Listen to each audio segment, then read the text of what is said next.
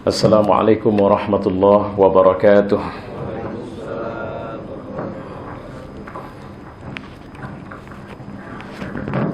Alhamdulillahirabbil alamin.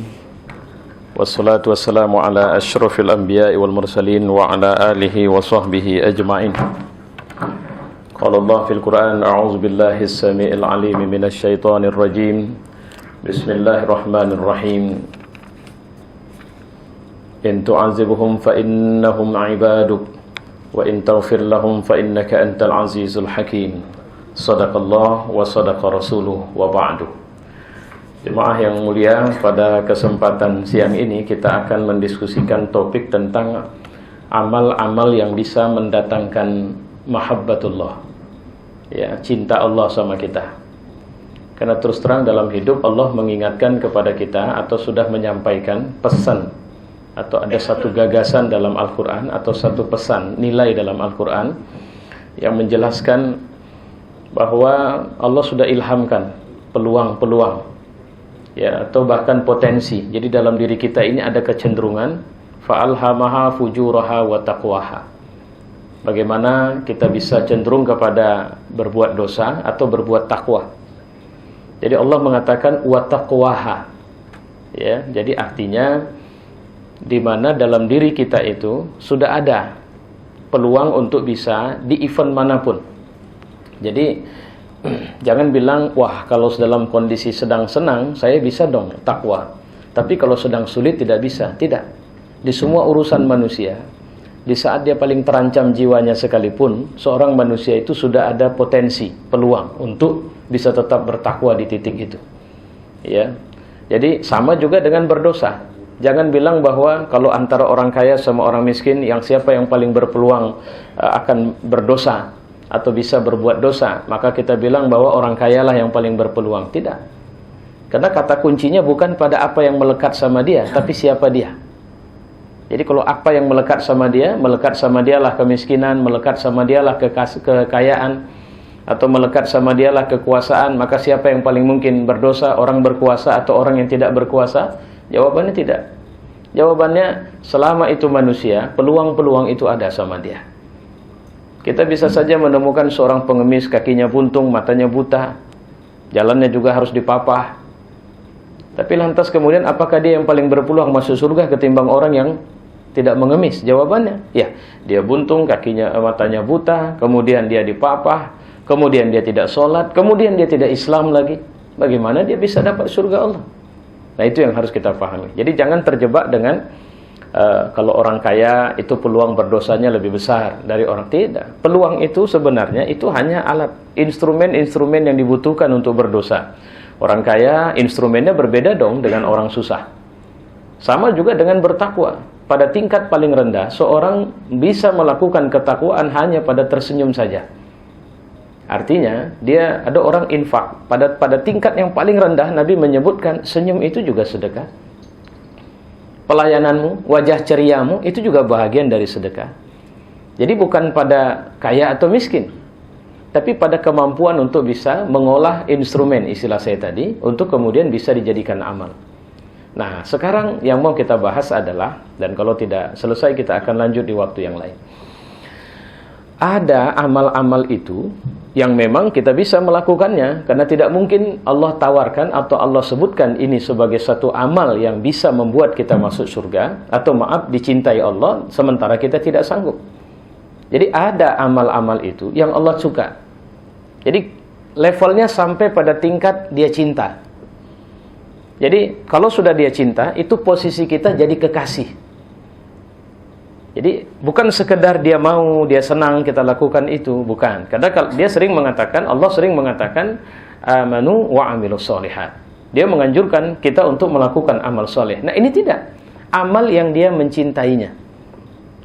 Kalau kemudian kita melakukan amal itu berketerusan dan dia mencintai, maka naiklah derajat kita menjadi orang-orang yang dia cintai. Ya. Nah, pertanyaannya, apakah semua orang berpeluang? Ya, bagaimana kalau orang yang sudah pernah dan terbiasa berdosa masih berpeluang? Bahkan ketika ada orang berdosa, dia memasuki pintu taubat dan mengerjakan pertobatan itu, maka secara otomatis dia sudah masuk pada kelas cintanya Allah Subhanahu wa taala. Karena Allah mengatakan innallaha yuhibbut tawwabin. Allah itu cinta sama orang yang bertaubat. Nah, kenapa harus mencintai orang yang bertobat? Ya gimana tidak mencintai orang yang back on the track, kembali kepada asalnya, aslinya.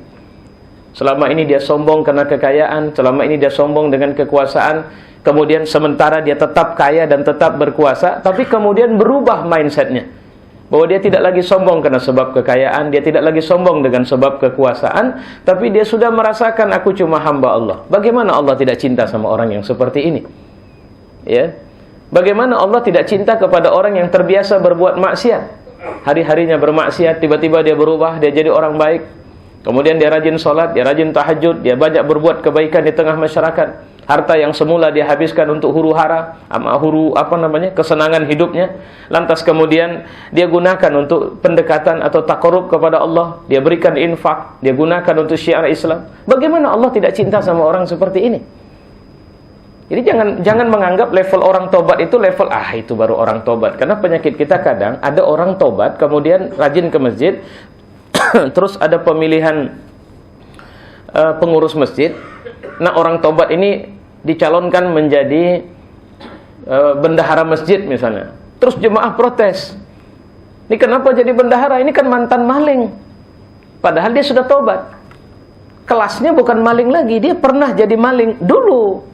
Sekarang dia tidak maling, tapi kan Pak bisa berpeluang. Lah inilah penyakit yang Allah paling tidak suka. Kita pula lebih Tuhan dari Tuhan. Ya. Terus kemudian kita vonis dia tidak akan jadi orang baik, dia masih berpeluang salah. Sementara Allah menempatkan dia sebagai orang yang dia cinta. Nah, itu yang kita harus hati-hati. Jadi kadang-kadang kita ini merasa ada penyakit merasa lebih bersih, lebih suci. Seakan-akan surga itu untuk kita, orang tidak mungkin bisa masuk surga. Ya. Karena mengira bahwa orang itu pernah berdosa. Ya, sementara manusia kecuali yang maksum, dia tidak akan mungkin atau itu sudah sifat manusia bahwa dia berdosa. Nah, baik, kita lihat ini sekarang. Amal-amal apa yang membuat seorang Allah cinta? Pertama, membaca Al-Qur'an, mentadabburinya, memahami maknanya dan menerapkannya. Jadi, kalau bahasa ringkasnya, bersahabatlah dengan Quran. Pak Ustadz, gimana nih maksud bersahabat dengan Quran? Nah, pertanyaannya begini. Kita ini pernah nggak seumur-umur ini tanggal berapa sekarang? Tanggal 5. Tanggal 6 Januari 2017. Pernah nggak kita hidup di zaman itu? Belum kan? Sama sekali belum kan? Bahwa kita masih hidup di tanggal 5 Januari. Untuk 6 Januari. Oke, baik. Apakah kita punya pengalaman untuk hidup di tanggal 6 Januari? Tidak, sama sekali tidak. Itu adalah peristiwa yang sama sekali akan dan mungkin tidak akan pernah terjadi dalam hidup kita. Nah, sementara untuk pergi ke satu daerah, ini contoh saja. Kita mau pergi ke satu daerah yang kita sama sekali belum pernah ke sana. Buatlah itu Jakarta misalnya. Kita nggak pernah ke Jakarta sama sekali seumur hidup kita, nggak pernah naik pesawat sama sekali seumur hidup kita. Gimana Jakarta kita juga nggak tahu, tapi kita harus berangkat. Apa yang kita butuhkan? Tentu saja informasi tentang Jakarta. Kedua, alat pandu atau semacam guidance. Apa kira-kira? Mungkin saja kita butuh GPS, mungkin saja kita butuh map, peta untuk bisa sampai ke tujuan kita di Jakarta itu di mana. Nah, pertanyaan besarnya, ketika ternyata hidup ini belum pernah kita lalui sama sekali, dan ini kita harus tahu dong. Ketika kita di dunia, informasi siapa yang paling harus kita cari untuk cerita tentang dunia? Tentu saja pemilik dunia. Informasi siapa yang harus kita dapat tahu ketika kita bicara tentang alam barzah, ketika kita bicara tentang akhirat? Tentu saja pemilik barzah dan pemilik akhirat. Terus, untuk bisa tidak kesasar, kira-kira kita minta petunjuk sama yang tahu atau yang punya pemiliknya, atau kita tanya sama yang kita saja pun nggak jelas siapa dia? Tentu kita akan tanya kepada pemiliknya. Siapa pemilik akhirat? Allah. Siapa pemilik barzah? Allah. Siapa pemilik dunia? Allah. Terus kita mau tanya, ini rancang bangun dunia kayak mana? Kehidupannya bagaimana? Dinamikanya bagaimana? Saya tidak mau nyasar, saya tidak mau tersesat, saya tidak mau sulit, saya tidak mau mengalami situasi yang membuat saya nggak bisa terus jalan karena fokus saya, tujuan saya adalah akhirat dan di akhirat saya harus masuk surga. Nah, siapa yang kita minta informasinya? Allah. Kalau sudah informasinya kita minta dari Allah, maka tentu kita pakai dong info yang dia kasih. Nah, persoalannya sekarang, bersama kita dia turunkan Al-Quran. Otomatis kalau cuma sekedar pingin sukses, saya karir bisa bagus, saya pikir kalau banyak motivator, saya sudah banyaklah baca buku motivasi. Kalau cuma sekedar bicara bagaimana supaya bisa punya kepribadian yang baik, bagaimana supaya orang, atau kita kerja di marketing, bagaimana supaya orang tertarik dengan produk kita, macam-macam semua. Saya pikir kelemahan kita adalah ketidakmampuan untuk mengeksplorasi Al-Quran untuk kemudian jadi petunjuk-petunjuk. Padahal Quran ini punya sign, punya tanda, punya code, punya kode, punya ayat. Dia akan memberikan atau menghidupkan alarm-alarmnya di semua waktu kehidupan kita untuk mengarahkan kita tetap pada posisi hasanah, baik di dunia. Cuma itu tadi, Quran juga mengingatkan, Allah juga ingatkan bahwa di dunia ini Mas, ada orang yang dia tidak mau, ada makhluk yang dia tidak mau kau sampai pada tujuan hidupmu. Dia sudah janji, dia sudah agreement, MOU dengan Allah bahwa dia pingin kita itu tersesat dan masuk neraka sama dia. Siapa itu? Syaitan. Dua, kemudian ada dirimu sendiri. Dirimu sendiri adalah potensi atau potensi yang sebenarnya cenderung liar, tidak mau dikendalikan. Dia senang dengan kesenangan, dia tidak peduli halal haram selama itu enak. Dia tidak tertarik ini benar, ini salah selama itu dia sukain. Itulah potensi dirimu. Allah ingatkan dari dua ini. Ya. Nah, untuk bagaimana? Untuk kemudian sekarang mau apa di dunia? Saya mau kaya. Pertanyaannya saya bilang, bahkan kalau kita mau tahu rukun Islam. Rukun Islam, saya sudah sering mengatakan, tidak ada Islam, kalau kita lihat dari rukun Islam yang 5 itu, kentara sekali bahwa Islam ini adalah agama yang dipersiapkan untuk orang yang sebenarnya dia punya kemampuan. Jadi kalau ada orang miskin dalam Islam, itu problem, itu masalah, itu harus dituntaskan. Jadi kalau ketemu ada orang susah, itu problem, bantu dia. Jadi konsepnya, orang mukmin bantu dia. Maka dalam rukun Islam ada istilah zakat. Zakat itu untuk apa? Dikasih, bukan nerima. Salah satu rukun Islam wajib nerima zakat. Tidak kan? Tapi wajib memberi. Ketika wajib memberi artinya upgrade potensimu sampai pada tingkat standar ekonomimu di atas rata-rata. Nggak boleh di bawah. Tujuannya setelah kau naik, terupgrade, maka di sini, ini uniknya, inilah agama yang tidak pernah bicara dirimu sendiri, hanya dirimu sendiri, tapi dia juga mengingatkan bahwa surgamu juga ditentukan oleh bagaimana kau melayani orang lain. Siapa orang lain di sini? Qu anfusakum wa ahlikum nara. Jaga dirimu dan keluargamu dari api neraka Allah. Allah sudah ingatkan itu. Jadi, jangan pernah berhayal bahwa kalau saya berat lah Pak masuk surga, kenapa masjid saja jarang duduk saya? Aktivitas hari-hari saya sibuk dengan urusan dunia. Saya mau tanya, dunia yang dimaksud apa? Cari makan Pak. Pertanyaannya, cari makan siapa yang suruh? Allah. Kalau kemudian cari makan yang nggak benar, Allah seneng nggak? Nggak. Cari makannya benar, Allah seneng nggak? Seneng. Nah baik, sekarang cari makanmu sampai pada tingkat kau lebih dari cukup, Allah seneng nggak? Mana yang Allah lebih suka? Kau kurang atau kau lebih? Kita pakai standar rasional saja, Allah pasti suka saya lebih. Nah setelah kau lebih, Allah suka nggak kau simpan hartamu atau kau gunakan hartamu? Ya kau gunakan. Allah lebih suka nggak hartamu digunakan ke tempat yang baik atau tempat yang buruk? Itulah peta-peta petunjuk yang kita temukan dalam Al-Quran. Yang sebenarnya kalau kita gali, tidak ada cerita. Dari sudut manapun kita jalan, insya Allah kita akan sampai pada tingkat atau kita akan sampai pada apa yang menjadi tujuan besar kita. Makanya dalam Quran kan ringkas bahasanya. Rabbana atina fid dunya hasanah wa fil akhirati hasanah wa qina azabannar. Kalau bisa ya Allah kasih aku karunia. Karunia di mana dunia aku hasanat. Apa makna hasanat? Kalau aku kaya, aku nggak punya beban di antara manusia. Kalau aku sukses, aku jadi pemimpin, memang betul pemimpin, bukan penguasa. Ya, kalau penguasa dia merasa punya hak milik, dia merasa bisa buat apa dia suka. Kecenderungan pemerintah di republik ini mohon maaf ini masuk juga akhirnya apa yang harus saya sampaikan. Ya, kecenderungan pemerintah di republik ini itu cenderung mentalitasnya mentalitas penguasa sehingga suka-suka bredel situs website apa semua suka-suka, nggak bilangin, cuma ada laporan satu orang dan sebagainya. Terus kemudian ada orang yang dianggap melecehkan, ini melecehkan penguasa, ini menghina penguasa. Bahasa penguasa semua. Jadi mana dia pelayannya? Oh, patutlah begini. Kenapa? Karena dia lebih mengedepankan perasaannya bahwa dia penguasa. Dia bukan khadimul ummah. Dia bukan pelayan umat. Ya, sehingga suka-suka dia. Tidak usah mikirin orang. Orang saya punya kekuasaan, saya punya power. Ini bahaya kalau mentalitas begini.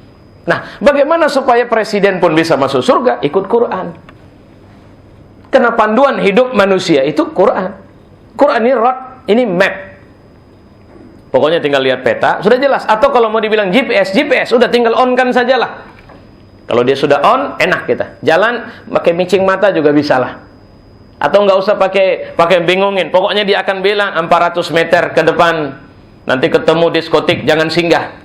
400 meter setelahnya mutar balik. Kenapa? Ada masjid, udah masuk waktu zuhur. Nah, tapi kalau sempat tidak pakai GPS, ya suka-suka. Ada duit, dari akan sekali-sekali sih boleh sih. Tuhan kan Maha Pengampun. Nah, dia pakai advis dirinya sendiri. Itulah kenapa jadikan Quran sahabatmu. Pak Ustadz, saya sudah baca Quran. Bukan itu kelemahan kita sekarang, tapi ini sudah mulai bangkit. Ini insya Allah. Lihat spirit ayat surat Maidah 51. Surat Maidah 51 itu baru satu loh. Itu tingkatnya terus terang kita masih pada tingkat baca kemudian gali. Kalau bahasa kita tadi mentadaburi. Saya belum melihat kita sampai pada tingkat aplikatif. Tapi mentalitas kita sudah siap ya. Sudah. Otomatis kita tinggal mencocokkan saja. Jadi kalau bahasanya tinggal mencocokkan saja apa maunya Allah, enggak susah, jangan takut. Pak, Pak, kalau nanti kita ikut apa maunya Allah, tentu kita berat dong, kita dapat rezeki yang halal, rezeki yang banyak. Nah, itu kesalahan berpikir. Itu waham yang dimunculkan oleh setan sama kita. Pak, kita nggak bisa terkenal. Berapa banyak artis-artis yang dia takut sekali untuk misalnya saja kalau perempuan mengenakan busana muslimat karena khawatir kalau sempat nanti dia mengatakan busana muslimat, maka rezekinya akan habis. Rezeki itu nggak ketukar. Udah dibilang Allah itu. Berapa kali sering saya mengatakan bahwa duit yang di kantong Bapak itu belum tentu rezeki Bapak. Bisa jadi itu rezeki anak, bisa jadi itu rezeki orang yang kemudian dompetnya jatuh. Punya orang jadinya. Atau malah sampai mati kita nggak pakai. Cuma ada berapa banyak orang yang dia senang lihat rekeningnya nambah terus. Tapi sebenarnya itu bukan nambah, itu nyampah. Kenapa dibilang nyampah? Karena nggak kepake. Coba kalau kita rekening nambah terus mati, coba jadi apa itu nanti di akhirat? Nyusahin nggak? Duit dari mana dapat? Dibuat untuk apa? Ternyata dari mana dapat? Bisa dapat, dijawab dengan benar. Tapi begitu untuk apa? Bingung jawabnya. Kenapa? Disimpan terus. Untuk apa cari duit kalau cuma disimpan? Teorinya, nah itu yang saya dulu pernah dengar Tung Desem ngomong begitu. Suruh duitmu kerja. Kira-kira begitu. Dan itu teori Islam. Kerja untuk kesenangan akhirat kita. Jangan pikirin Bapak, jadi kalau gitu Ustadz asal dapat infak terus. Nah itu cara berpikirnya salah. Bapak kalau sekarang penghasilannya, Ibu penghasilannya 2,5%. Coba kembangkan, bisa nggak jadi 7,5%? Ngerti maksud cara saya berpikirnya? Nanti kalau sudah 7,5%, bisa nggak jadi 10, 12,5%? Artinya, duit itu kembangkan. Artinya, coba lihat, zakat, kita berpendekatan dari zakat 2,5, kemudian kita buat usahanya apa? Misalnya pertanian misalnya, ya itu tadi, bisa 5, bisa 10% kan? Kalau kemudian perdagangan berapa? Kalau kemudian pendekatan kita mencari harta untuk memberi. Dan itu hanya ada dalam Al-Quran. Kita bisa cari pesannya. Makanya Islam ini sangat cocok untuk orang kaya. Tapi Pak Ustadz, kalau begitu Islam nggak cocok untuk orang susah. Salah. Orang susah itu, di siapapun manusia, saya bilang, tetap memiliki kesesuaian untuk bisa menjadi Muslim. Tapi kemudian siapa yang bisa smooth, biasa jalan dengan bagus dalam menjalankan Islam, adalah orang yang dia mampu dan dia, lihat, seperti saya bilang tadi, rukun Islam. Intinya, persahabatan dengan Al-Quran adalah sesuatu yang harus kita perhatikan. Saya mohon maaf ini, banyak lagi sebenarnya pelajaran yang harus saya sampaikan, karena poinnya ini ada 13. Ya, nanti insya Allah ada rezeki waktu lain kita bisa diskusikan, bahwa apa yang dimaksud dengan membaca, menerapkan, sampai pada tingkat menerapkan. Jadi mulai sekarang Pak, buat cara yang saya pikir itu praktis. Jadi kalau para sahabat Nabi itu mereka punya buku notes kalau bahasa kita sekarang. Jadi ayat Quran itu diambil 1 sampai 10 ayat. Setiap hari, ini pernah saya lihat dalam satu buku motivator, saya khilaf namanya sekarang, tapi itu penasehatnya Bill Clinton di Amerika. Ya. Kalau saya tidak khilaf, dia punya satu buku yang sudah ditranslate, bukan satu, ada beberapa buku ditranslate dalam bahasa Indonesia, buku-buku motivasi. Anthony Robbins. Ada dia bilang itu, Anda harus punya kartu-kartu di mana setiap malam Anda baca dan Anda buat bahwa itu yang Anda akan kerjakan besok. Nah, pendekatan itu kita bisa masukkan bahwa Anda semalam kalau bisa pegang 5 atau 10 ayat Quran, Anda baca saja dan baca artinya. Dan cobalah untuk bagaimana Anda bisa berada dalam suasana itu. Biarkan saja. Artinya begini, misalnya qul huwallahu ahad, Allah, katakan Allah itu esa. Dan seterusnya. Nah, Anda baca itu dan coba rasakan bahwa Anda merasakan bahwa Anda hanya punya satu Tuhan dan tidak ada Tuhan selain Allah. Tuhan yang merawatku, Tuhan yang kira-kira begitu. Coba lakukan itu dalam satu hari. Ini yang dimaksud dengan proses instalasi Quran ke dalam kepribadian kita. Kalau ini biasa kita lakukan, dahsyat hasilnya. Ya. Sehingga betul-betul kita tidak lagi sekedar bisa baca, tapi orang akan melihat nilai-nilai kepribadian yang kita miliki itu inspirasi besarnya datang dari Al-Quran. Dan saya pikir inilah generasi yang seharusnya lebih kita perbanyak hari ini. Membaca, menginstalasi gagasan Quran dalam kepribadian kita dan menunjukkan bahwa benarlah Quran itu adalah gagasan untuk hidup sukses dan bahagia dunia dan akhirat. Wallahu a'lam bishawab. Wassalamualaikum warahmatullahi wabarakatuh.